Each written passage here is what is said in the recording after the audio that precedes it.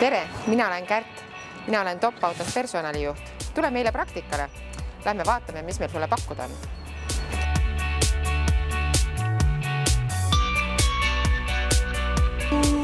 Siim on ka meil tulnud praktikale tööstushariduskeskusest ja meile tööle jäänud. Siin toas on meil Frank Baranov, kes tuli meile ka tööstushariduskeskusest, tuli meile praktikale, oli tehnik ja tänaseks on meil saalimeister. Frank, miks sulle Top-Autos meeldib? Mis arvates põhjusel siia peaks tulema praktikale? No näiteks laimudele või?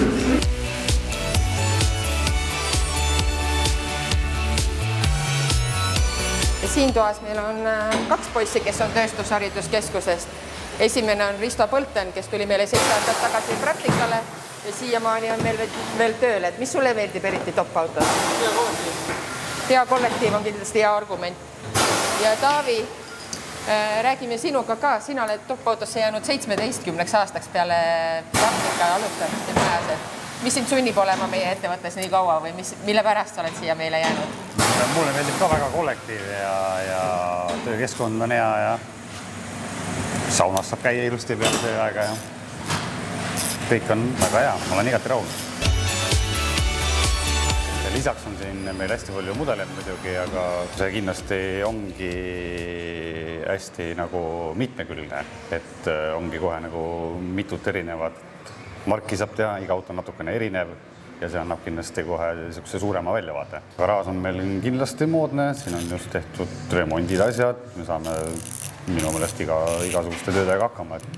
Lisaks tööle on meil kindlasti ka tööväliseid üritusi, igasugused koolitused nii-öelda, siis suvepäevad, jõulupeod ja tegelikult on meil ka töö juures olemas ilus suur puhkeruum, mis on väga värske, seal saab mõnusat kohvi, seal saab vahepeal niisama juttu puhuda ja siis uuesti töödega jätkata. Nii, ja nüüd me oleme jõudnud Top-Auto puhkeruumi, millest Taavi ennem rääkis. Siin meil on täisvarustuses köök, kus saab endale ise teha süüa või süüa soojaks teha. Ja siin on meil suur laud, mille taha siis me paar korda päevas koguneme, kus me vahetame oma muljeid, jagame muresid ja kui vaja ja rallihooaeg on, siis vaatame rallit ja jagame neid emotsioone. Meil on ligi pooled saali meestest tulnud tööstushariduskeskusest, aga ainult mitte mehed. Meil on ka naisterahvaid tööstushariduskeskusest, kes on tulnud meile tööle. Siin on meil Eliis. Aga lähme uurime siit meie järelteenindusjuhi Risto käest täpsemalt järgi, et miks on hea tulla Top-Autosse praktikale? Tere!